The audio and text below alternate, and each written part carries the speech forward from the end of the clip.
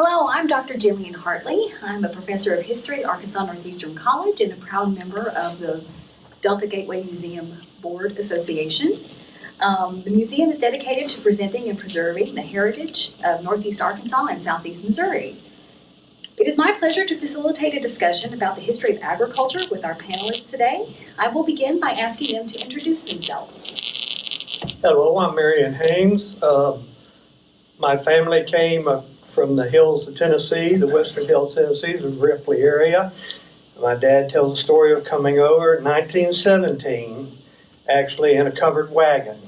And of course they crossed on a ferry in the wagon and then came into the Clear Lake area because all the land over here was opening up after the logging industry had waned anyway. And it was a lot of our families, two families came over, the Haynes family and the Stallings family, and there was a bunch of us, and like I tell everybody, I got a cousin in every corner over here. So, but anyway, our family is still here. We farm cotton and soybeans and rice now. My brothers and I are all now retired and still living in the Blytheville area. Okay, my name is Tommy Campbell. I was born in this house, and my brother was born in this house, and so was my dad born in this house. And I live in Cooter, Missouri, and I farmed for 57 years, and now that I'm retired, and my son is farming. But we farm cotton, soybeans, corn, and wheat. And things that went along from from picking by hand to one-row pickers to 2 to 3-row. We thought we really got modern with the 6-row until last year we got a bale picker. You pick it and it bales its own cotton. So things have progressed quite a bit in the last several years. Hi, my name is Steve McKaskle, and my family was not farming. I married a farmer's daughter in Braggadocia, Missouri, but I do know a lot about the background of her family history on her mother's side. And her great-great-grandfather, who was the first person, his name was Jefferson J. Long. He came over, I believe, from Kentucky in the early 1800s. And he is buried behind our house in an old family cemetery. And so was his son. And my wife, Kay, is the 5th generation on our farm. And we now have 2 grandsons working on our farm. And they are the 7th generation. I'm Tom White, and my family came from Kentucky and Indiana and floated down and landed on a mound just south of Cooter, where the Mitchell Cemetery is. And great-grandpa married a Mitchell girl. And then the white side came down. He was a mercenary during the Civil War, brought down here to fight the rebels, apologetically. And we've been here ever since. Everybody's farmed in my family. Went from mules to big tractors now. Thank you all very much.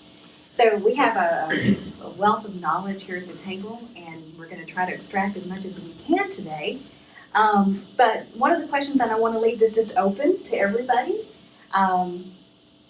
could you all describe what you consider to be the most revolutionary change to farming that you've seen in your lifetimes? To me, that 6-row bale picker is, because we used to pick by hand, and then we got a 1-row cotton picker that you had to put behind a tractor, take the tractor and run it backwards. And I know my dad, it used to fascinate him when we went to a 2-row. It was just really something. And then the 4 and then the 6-row with the bow buggies, the module builders, and now one that makes its own bale is just really fascinating me. It really does. Well, I'd say, as Tommy is saying, mechanization in general and the move to using chemicals on the farm. Up until 1960, we pretty well had to chop the cotton 2 or 3 times each year, dig the Johnson grass roots out, lay them in the sun to dry, and just generally fight the weeds. Now, they're pretty well controlled with chemicals.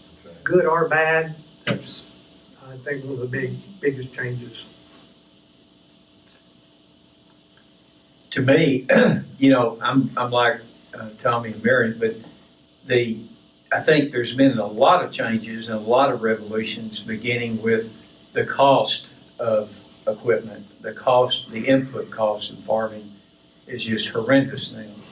It's extremely difficult to make a profit farming. But I remember I started in 1973. Luckily, I'm not as old as Tommy here. I never picked cotton by hand. I grew up in Caruthersville. But the first tractor I bought was a 4430 John Deere, and it was $14,000.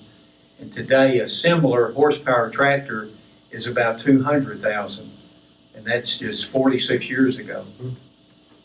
And I agree, in the early 90s, I thought the biggest revolution that's ever occurred in agriculture is going from cultivation, tillage agriculture, to chemical farming. Personally, I think what we're trying to do on the farm is another revolution that's starting to take place across the country, and that is organic farming. We're going back to what they were doing before the chemical farming came in. Well, I'm with them. I think going from hand picking, which I picked a bunch of them, never did learn to like it, but I picked a bunch because I didn't want my rear end tore up. And when we hand picked cotton till I went into service, and Dad never had a picker on his place until all those kids were gone. Smart man. And then when I came home from service, they had cotton pickers. Couldn't believe it. So it's been a big change, and the combines that we had way back then, the throats in them, instead of mechanical chains and stuff going up the throats, it had the old canvas. You had to glue the canvas constantly. When a big weed hit it, it would tear. And now, man, you can run through that stuff. It's just amazing. It's been something. Now this question is for you, Mr. McKaskle, because you have a reputation for being someone who's worked very hard to implement practices that are not very common in this region. So could you provide us with some examples of the methods that you use to combat pests and weeds? And I have a follow-up question to that. Okay. Organic farming is basically the way it was farmed prior to the chemical farming beginning. The main reason I got started, I became very disillusioned with conventional cotton and soybean farming in the 70s and 80s. The prices were low. It was difficult to make top yields on some of the ground that I was farming. And I thought, man, I'm not getting anywhere fast. And I went to a meeting at the Delta Center in Portageville. And a friend of mine from Wardell called me, and he said, "Have you ever heard of organic cotton?" And I said, "No, I've heard of organic food." And he goes, "Well, there's a cotton clothing company coming from California to talk about organic cotton growing." So I went, and there were 2 or 3 farmers from Tennessee, and I think there were 2 from Arkansas, and this friend of mine and myself. And we were listening, and when they finally said the price that they will pay for the lint, and this is 1992, they're going to pay $1 a pound for the lint. And I think at the time, cotton prices were around 35 cents. Yeah. I didn't raise my hand, but I knew I was in. I wish I'd heard that speech. I know you've been in too. But so we tried it the first year on 40 acres right there in Braggadocio, Missouri. And because of the chemical farming that we had used and the fertilizers we had put down, it just worked great. We had hardly any weeds. The there was residual fertilizer in the ground. We put out turkey manure. We had to get it from 4 hours away. Never done anything like that in my life. But we got it picked, and luckily, we were part owners of a family cotton gin. And so we were able to get it ginned, and the best part, we sold it and got paid. So we added more the next year. The biggest challenges are obviously weed control. We're learning little by little, and then when we think we've learned something, something backfires on you. But we are getting a little better at it. But we've had weed disasters before. And the fertility stuff is very difficult too. We're using cover crops. We're using crop rotation. We're using not synthetic, we're using like Chilean nitrate for fertilizers and stuff like that, trying to keep it natural.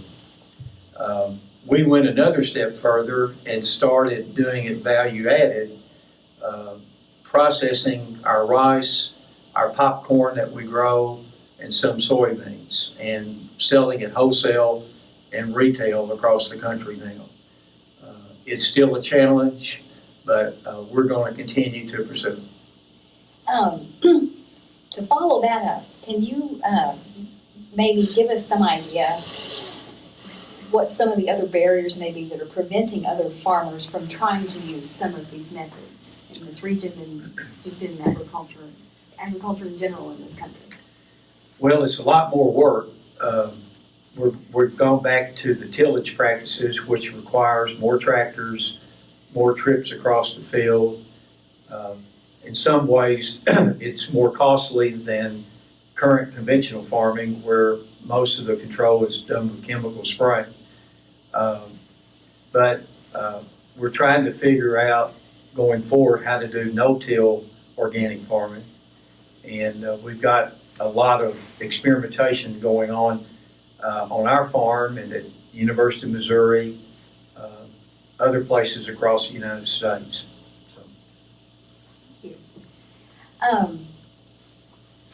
This is a question for you, Mr. Haynes, because you come from a very prominent family here in the Blytheville area, and you also have a reputation for working very hard to preserve the heritage of Native Americans in this region.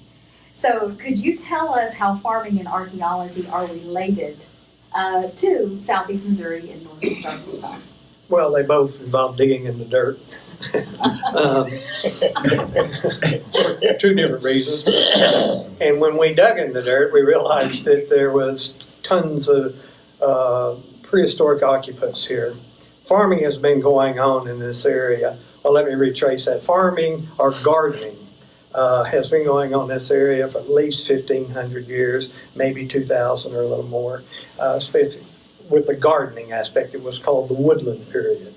The people, that lasted for a long time. There are countless sites around with woodland artifacts on them. They were pretty bland sites, you know. Then all of a sudden something came into the area, either came in, well, had to have come into the area, was introduced, and it was corn.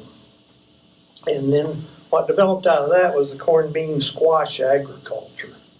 It was the foods that pretty well is the base of the Tex-Mex or the Mexican foods you see nowadays, like the taco with beans and all that. But after that, when the corn came in, the people shifted basically from the woodland lifestyle into what we call the Mississippian, where if you drive west of Blytheville, you'll see a huge mound. And Tommy here lives on a big site, one of the prominent sites, where the Mississippians had developed with their corn, bean, and squash agriculture and got really sophisticated in what they were doing. But they were organic farming, yeah, and except for maybe some manure they were picking up here and there, putting it on. But it really bloomed, and there are countless sites around that had huge farms. One time, one person estimated that I saw, they took about an acre of corn to take care of one person. So if you had 1,500 people living in Chickasaba, you had 1,500 acres in cultivation. And they actually think they were probably rotating beans and corn or growing them together for the legume of the bean to help the corn. So it's a pretty fascinating story of farming in this area. And you've done quite a bit to try to preserve a lot of the artifacts on your family's land. Well, I just generally around, our farm didn't have that many on it, but we rented land around. The first year we rented the land from Mr. Hughes on the Chickasaw Mound out here. It was about, oh, I forget what year it was. It was in the late 70s or middle 70s, I guess. Right before we had plowed it, tilled it. And then it came about a 6-inch rain till we got back in the field. There were artifacts standing up on pedestals from the rainwater, and I was going, they couldn't keep me on the tractor that day. They kept getting on the radio saying, "Where are you?" You know, so I'd already known that there were artifacts in the area, but that just blew me totally away. And that's more or less what set the fire in me for, you know, trying to help preserve things. Great, great. So this is a question for Mr. White, because you've already touched upon this a little bit, but I get a sense that you could tell us a whole lot more. And then, of course, if anybody wants to weigh in after your response, that would be great. But could you talk about how some of the historic farming practices have changed in your lifetime, from the time when you were a boy, when you had to probably chop cotton, pick cotton, and do all of that, to today? Because you know, that's something we're trying really hard for maybe people who are not living in this region to have sort of a real sense of and get a firsthand perspective. Okay. Well, when I was a young kid, there were still farmers around with teams, horses. And a lot of them, my grandparents still had 30 or 40 mules in their barn lot when I was a kid. I mean, it was something. And I had 2 neighbors up at Campbell, Missouri that they farmed with nothing but horses back then. So I dug that stuff, you know, and I dug the artifacts too. Each of us boys had a little old 8-in Ford tractor that, well, we farmed about 300 acres back then, and we had 3 8-in Fords, and we'd go around and around and around. And I'm like Marion, when we'd fly into an Indian mound, we'd stop and pick up. When I'd come home at night, I would have a footboard full of rocks. I didn't stop picking up. In fact, after we went to the bigger tractors, the cab tractors with the air conditioners, I still picked up. The last year I farmed with my dad, he stopped me on the end. He said, "If you don't stop stopping in the field, we are going to miss a crop." I said, "If I see a rock, I'm stopping." The very next round, I stopped. I found a white arrowhead about that long, perfect. And as I met him in the field, I waved that arrowhead at him. So, yeah, I've come a long way.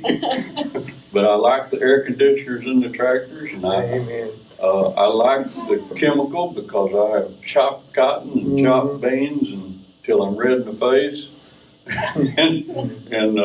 and then had to go out again. Yeah, so yeah, we've come a long way, and I'm proud of it. You know, I applaud the organic, but I don't want to go back that way. Well, this is a question for everyone because, you know, this area at one time had a much larger population. You know, some people may not know this, and I'm sure most of you do, but like in the 1940s, a world's champion cotton picking contest was held here in Blytheville, and for several years, I believe, and Marion probably would know the exact years. But it was a time when the city and the surrounding towns had crowded streets on Saturdays. You know, even some of the smaller towns managed to have more than one movie theater, you know, either on or near Main Street. So there's a great deal that's changed due to the mechanization of agriculture. So do you all have any stories that you might share with us about coming to town when you were a child? Maybe your own stories, or maybe some you heard from your parents or grandparents? Well, living in Yarborough, not necessarily coming to town, we only came to town like once a week. Mom would say, well, we're not gonna run to town for that, but Saturday was it, and to come to this building. We're gonna get to go to Cress's. It wasn't Cress's, and of course, there were toys here and candy and pre-Walmart, But anyway, going back out of town to Yarborough, there was a corner store about everywhere you went out in the country, and it was not uncommon to see people walking up and down the gravel roads. Not a lot of people had cars, living in sharecroppers or tent farmer houses. Between Yarborough and the Air Base runway, which is about a mile and a half down, there were 14 sharecropper houses lining the road. There were people everywhere, You'd see people just walking. I remember picking up a crawdad out of the ditch one day and getting pinched by it, and an old lady walking the road said, "Put some cola oil on it." I can remember that. That's because of the interaction you had with folks at that time. And you can get the 1955 topo map out and look, and you can see the houses everywhere in the country. That's all changed. There's hardly a house, there's hardly anybody living in the country. They probably end up working in town now anyway. Well, back in the day when we hand-picked cotton, but like we would go, every 40 acres had 1 to 4 houses on it, people would live in it. A lot of them would live the year round, but a lot of them during the year would leave out. We'd go to Savannah, Tennessee. I took a bob truck over there and I would move 3 families over. And they would stay and they would pick cotton once, then you pick it again, then they done what they call snapping. We even had a split term in school. They let schools out to pick cotton. And then at Thanksgiving, I'd take them back home. But on Saturday night, when you would come to town, we usually pick one weight on Saturday morning and then you got to go to town. Well, there was 3 service stations, a movie theater, 3 law. And if you want to make time walking, you just get in the street kind of edge. It was that crowded up and down the street. And now then we got 369 people in the town, That's and cool. if you want anything, you got to go out to get it, So it was a busy place. I mean, we had hardware stores and drugstores and theaters and just service stations, 3 service stations. It was quite the thing back in the day when you had people. But the pickers always took all that out, I did not grow up on a farm, but where I grew up in Caruthersville, Missouri, there was a farm behind our house, and I always remembered they would let school out. People would pick to get money to go to the fair, and the county fair in Caruthersville was just one of the biggest events of the year. Yeah. But I never picked cotton when I was little, or no, we just didn't. We were not on a farm. So. Well, I remember my grandpa would go to Tennessee, like Tommy's dad, go to Tennessee and get cotton pickers. He would go up into the Ozarks up above Poplar Bluff and bring cotton pickers in. Every year he'd go back and get the same families because he knew they'd work hard and get them. And of course, that day's gone. And now, like with this organic farming, we've got these steel mills out here, and you can't get labor like you used to. Used to, I'd have 2 or 3 people a year coming by the house wanting to work. And it's been years since anybody's came by my house wanting to work. I mean, it's just not happening. If anybody that doesn't just want to farm is not on the farm anymore. I mean, there's a lot of them that's what they want to do, and they can't get into it on themselves, so they work for a farmer.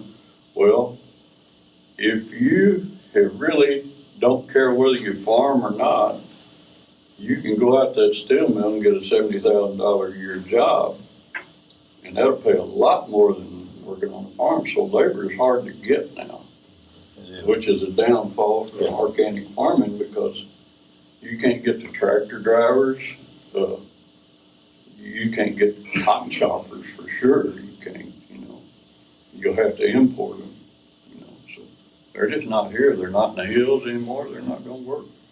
Just not really. And do you think that's an issue of wages, or do you just the inability to keep up with the wages they could receive working. Oh, yeah, we couldn't keep up with the steel mill wages, no way. No way. And, plus, you know, they're raised in a different time now. They're not used to the hot manual work like Right. we were raised up doing, you know. And there's not a lot of people around here anymore. Right. The That's- counties are completely. Population Population. is cut in half. It has. Or more. It has. Yeah. Well, like you were saying, every 40 acres back in had 2 or 3 houses on it, shotgun houses, people hanging out the windows in Right. it. Yep. You know, every family had 5 or 6, 10 kids, and they all chopped and they all worked or they didn't eat. And now that's not happening now. This is a question for you, Mr. Campbell, because, you know, one of the things that we're hoping to kind of highlight is some distinctive features about this region. So, you know, this area is actually part of the Mississippi River's alluvial floodplain. And if it weren't for attempts, for example, to tame water, not only from the Mississippi, but also coming down from the Ozarks, this area would be much more difficult to cultivate in many different areas. So, can you tell us over your lifetime that you've worked in farming, what are some of the advantages of living and farming the soil here? And then could you also explain some of the drawbacks of it? Well, the advantage is that what we call river-made ground, or close to the Mississippi River, is some of the best ground. You can raise any crop you want. If you want to raise cotton, soybeans, or wheat, whatever, you could do it. And even out west, they raise rice. We don't raise so much rice, but our ground was real good. It's real rich. It's from Campbell River, and the Indians back then knew that. We live on the Indian Mound, and there used to be what they called Cable Lake was right behind us.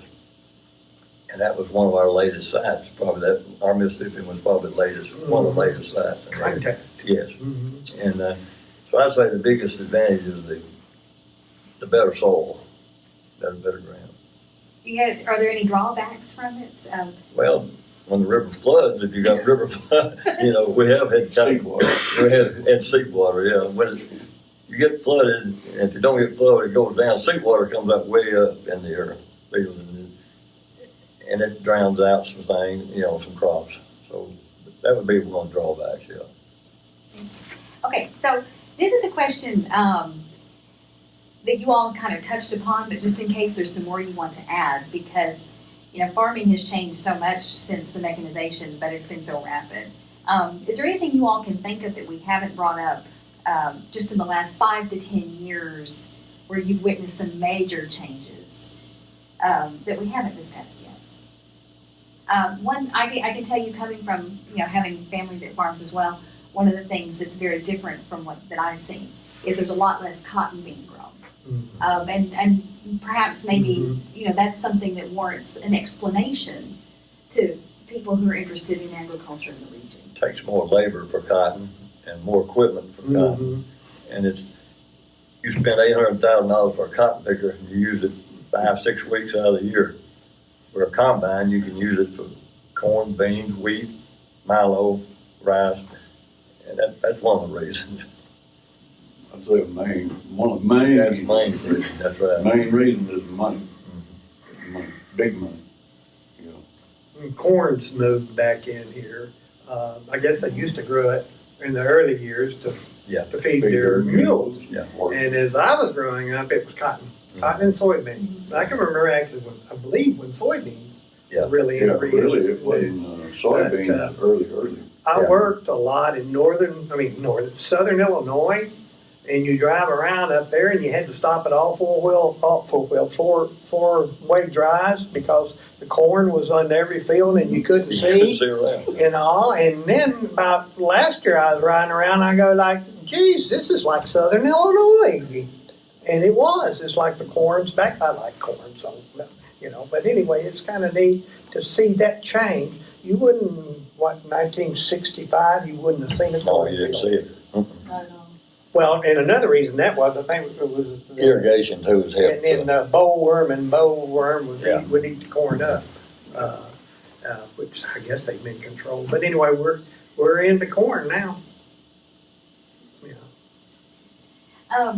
So, this is something that I would like to get an answer from all of you, because I think it's an important thing, because there's been such mass changes in farming just since World War II.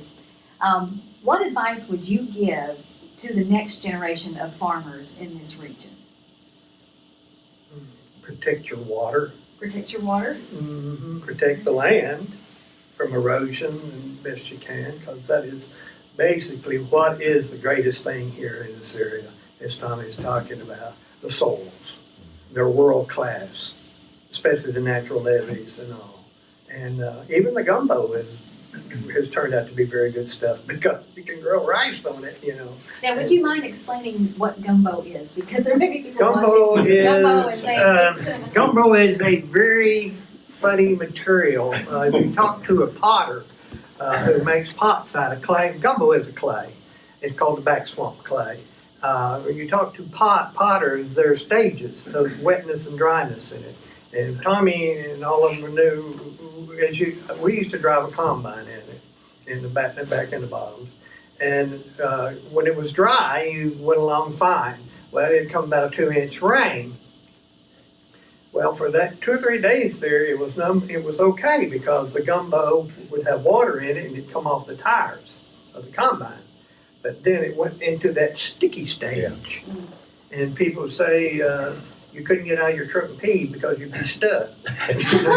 And all. But it'd go through that sticky stage, and it would literally ball up on the wheels of the combine and run up in the mechanisms of the combine. And then a few days later, it'd go into the dry stage, and you were back to that cycle again. So gumbo is, again, it's a very good soil, and it's great for rice, but it's you have to have knowledge to work with it. One old saying they used to say about gumbo, you go out that morning, it was too wet to work. You wait to go back up after lunch, it's too dry. you have to find it just right. You gotta get it just right, yeah. Some people would also say if you stick with it, it'll stick with you. That's true, that's true. Well, and part of the thing too, because, mentioning like irrigation, during the 30s, one of the things the CCC did on a pretty large scale in the area was plant fence rows. And so that probably also helped with attempts to do organic type farming, because of the nice little birds living in the trees, eating all the bugs and stuff like that. Would somebody mind kind of explaining, just from your own knowledge, why it is we went to taking out the fence rows, and perhaps maybe how that was related to irrigation?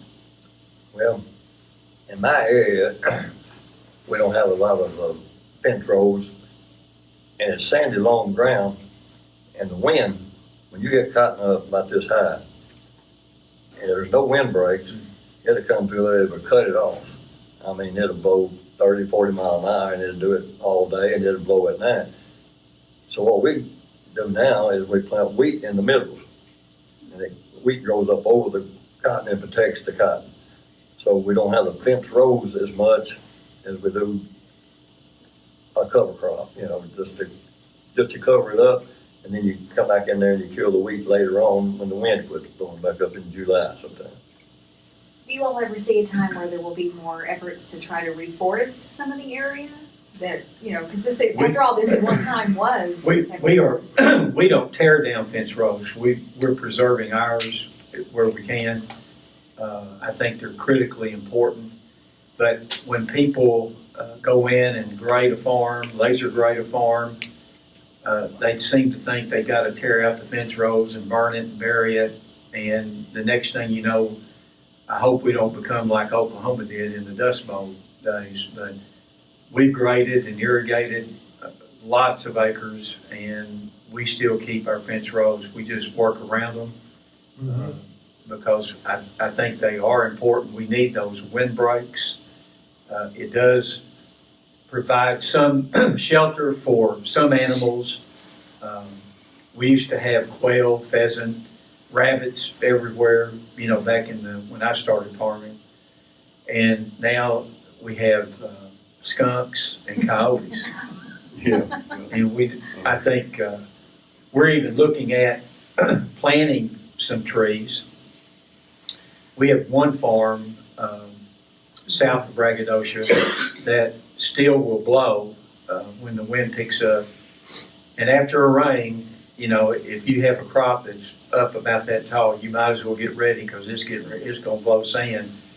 And we were thinking about lining the south end the south end border with these new fast growing trees that we saw at a fair one day. But I think they're critically important, and I wish people would go back and use them again. Yeah. Kennett, Missouri is a fine example of Yeah. needing fence roads. Yes, sir. I mean, even along the highway, 25 up there, they've tore out all the windrows, and the sand blows across the highway now in the spring and summer. Sometimes you just have to turn your lights on and creep along. It's bad between here and there. And I hope we never get like that here. And touching on another thing with these fence roads, back in the day, before the chemicals and stuff, my grandparents and everybody, I'm sure Tommy and them did too, had geese to chop their cotton. Wow. Sure did. And there were little old goose fences around every 40. Mm. And of course, the dogs got into the geese every now and then. But the geese chopped the cotton, and that cut down on a lot of your labor right there. Wow. Yeah, I was a goose herder. Were you? Yeah, I was given a hoe and told to go out in the field, and when they start kind of lazing around, kind of push them over to. Show them where the weeds are. Yeah, I was a goose Feed herder. them in a different place every day. Get them used to going. That was organic. Yes, It was organic, and it's Oh, another. oh, the thing about the windrows, the trees, the 2 or 3 things that farmers don't like about it is first, their labor. You have to pick up the dead tree or the dead limb. Dead limbs. The second is they do shade a small amount of crop.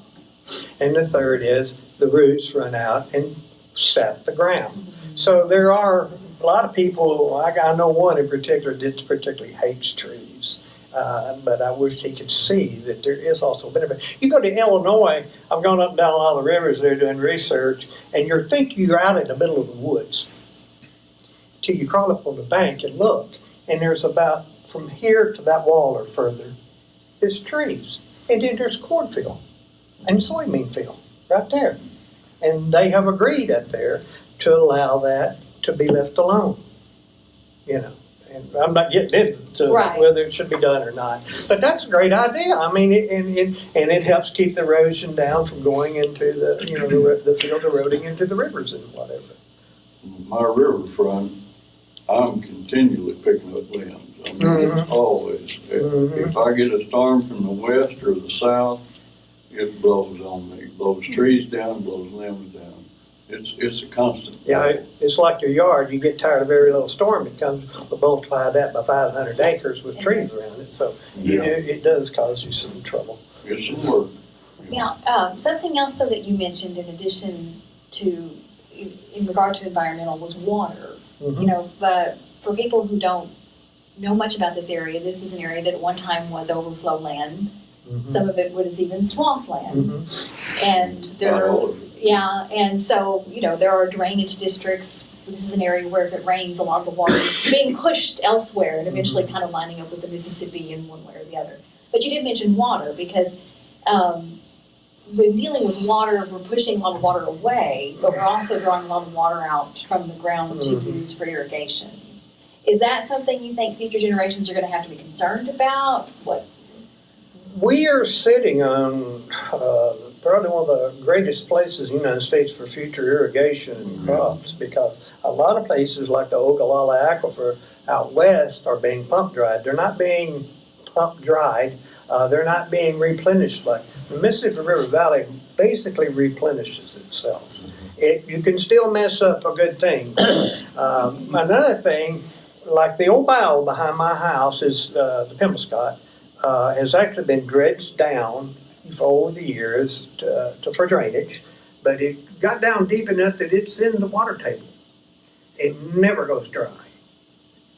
1980, it did not go dry. And you can see little springs of water coming out. People don't believe there's springs around here, but well, you know what I'm talking about, and springs around here. And that just tells you that we have an unbelievable abundance of water underneath us. Will it always be there? I'm pretty sure it will. But then there's the other thing is pollutants. I've been told that Roundup is actually showing up in some samples. You'd think it wouldn't, but whatever. And I like Roundup because it has helped me not to have to dig that Johnson grass out. Yeah, that's true. No. So there's a good and a bad, a lot of things. But water is a big plus for this area. Now, the floodwaters you have trouble with. But in fact, they're flying helicopters over to the west of us right now. Friends from down around Earl were telling me about it. And they've got these rocket-looking like pods on the bottom of them. And I found out they think they're mapping the aquifers now, the USGS. Because, you know, again, we have a lot of water. California's talking, people talking, the big farms are looking, and they also have a lot of trouble salting their water.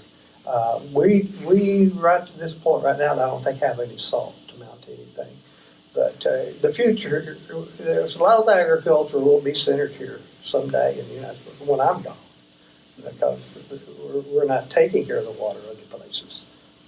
We have a lot of water goes by us, like from the floodway ditches, from way up, I don't know how far it goes up, comes by, you know.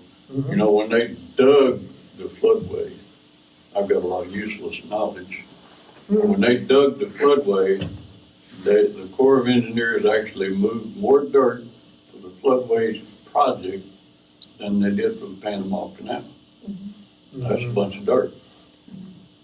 And there's a lot of water comes through them, and if we ever needed it, we could trap it someday. Dam it up. You know, it goes by us. I mean, it just goes by. Now, do you still pay drainage, Oh, to yeah. like the And Little River levy Drainage District? taxes too. Yeah. Well, gentlemen, is there anything else you would like to bring up? Something that we could record about agriculture in the region, whether it's, you know, in the past or today, that you think our audience might like to know about? Well, it's two things I gotta say. Okay. Going back to archaeology, Okay. this is the most archaeological rich area in North America. It's just not been recognized. And second off, this is gonna be the breadbasket someday of America when the water gets polluted and pumped out and whatever.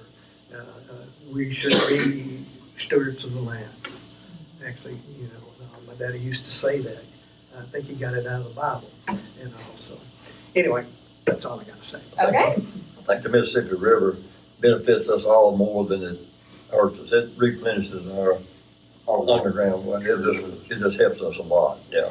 Whether you farm too close to it or off of it, it replenishes all the underground streams. I mean, I just feel like we're real lucky, fortunate to have it. If you farm along that Mississippi River, if you have seawater, it may be hurting you right now, but in the summer months, you still make a pretty darn good crop along the river. You're not worried about your well going dry. Yeah. My well don't go dry. That's right. Right now. May get way down there. Yeah.